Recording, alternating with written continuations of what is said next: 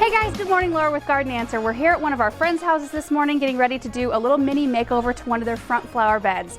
So I was here the other day and I walked by it and I thought, ooh, I wonder if they would let me plant that up. I love doing projects at other people's homes and they were really happy to let me do it, which is amazing. So this area is right by their front door. It's something that they walk by a lot. It's something that you see from the street.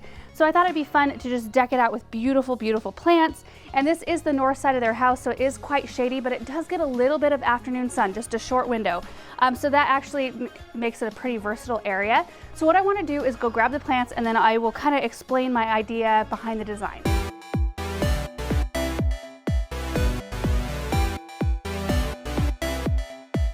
Okay, so here's what we've got for plants. There are 3 distinct layers here. Let's start with the back row first. So this is a beautiful hydrangea. It's called Invincible Mini Mauvette. You can see what the blooms look like when they're starting to emerge. They're kind of this really deep purplish pink. And then as they age, they kind of lighten a little bit. And then check this one out. This is probably the oldest bloom on all 3 of them that we've got here, but check out the size. Absolutely enormous. I think this is going to be a perfect plant as the back row here because they only grow about 30 to 36 inches tall and wide. So they'll just fill in this area, kind of like a little hydrangea hedge right here, but they won't block the view from the window out. I think it's going to be a really good choice for this spot. Now this is a hydrangea arborescens, which means they bloom on new wood, and it's kind of like a dwarf Annabelle type, except for they have really, really strong stems. So you might be familiar with the old type of Annabelles that they get huge blooms and then kind of tend to flop over. These don't. These have super, super strong stems, and you can see that. I mean, just in looking at the plant, you can see the structure and how sturdy they are. It is recommended in early spring, just as the new growth is starting to emerge, to cut this plant back by about 1/3 of its total height. So it's super easy. There's really no guesswork to it. There's nothing you can do to really mess this plant up. And that's another reason why I chose this one, because I thought it would be really easy care for our friends. For our next layer down here, we have Fall in Love Sweetly Japanese Anemones. And I think this is a perfect step down because while the hydrangeas grow about 30 to 36 inches tall, these ones grow about 20 to 26 inches tall. So it'll be a perfect layer down. And the hydrangeas, they bloom all summer. They're a super strong rebloomer. So they'll provide a lot of color up here. And then this one comes in late summer through fall with these really sweet double pink flowers. And they'll just be a really nice little accent color down here. They're super easy to take care of. You just come in late fall or early spring, cut them back to the ground, like this far from the ground, and that's it. That's all you have to do, and so I thought this would be a really great one. Now, you might be familiar with the older varieties of Japanese anemones that would spread like wildfire. These do not do that. They do spread a little bit, but they spread really, really slow. So it's not going to take over this bed, and I thought that that was pretty important. I wanted everything to stay pretty contained in this area. This one actually attracts butterflies, and it's resistant to deer and rabbits. I don't think deer and rabbits are probably an issue here, but you know, it might be a consideration for your garden. And then for the last layer right in front here, you guys have seen me plant lots of these. These are an autumn frost hosta. These just light up the space. I needed something that had the bright pop of color, and this definitely brings it. So this one grows 10 to 12 inches tall. So we've got 36 inches, 26, and 12. I think it's going to be just the perfect arrangement. I did a little swoop here, just a gentle swoop. I didn't want it to be a straight line, you know, right here. I wanted there to be some ease to the area. So anyway, what I want to do is just get these all in the ground, and then I brought some mulch over so we can kind of finish the whole area up. We are going to be running some irrigation too. There is irrigation coming up here, so that's nice. We don't have to run it from anywhere else, but I'm going to run more tubing and get an emitter to each one of these plants.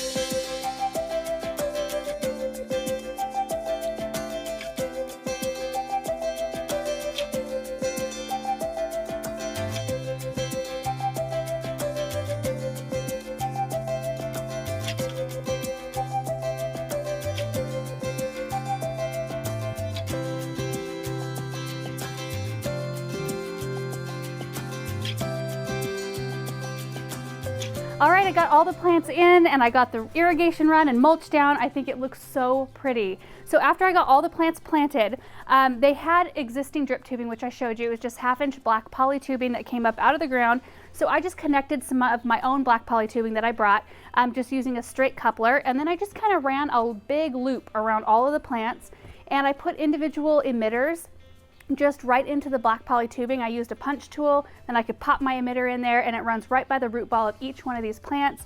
So I used a 1 gallon per hour emitter on the hostas and the anemones, and then I used a 2 gallon per hour emitter on all the hydrangeas because they tend to want a little bit more water.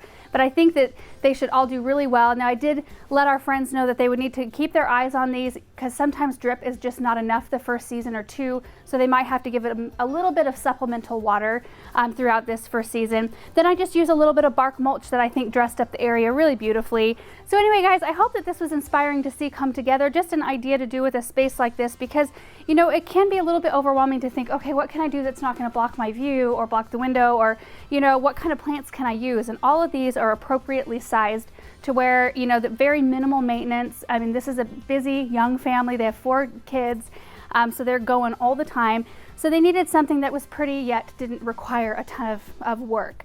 And then, you know, you could, if you wanted to do something with more privacy, I mean, you could design this 100 different ways, but you could do a Japanese maple in the corner and then kind of start tall here and work your way down that way, you know, providing a little bit of protection for this little patio area.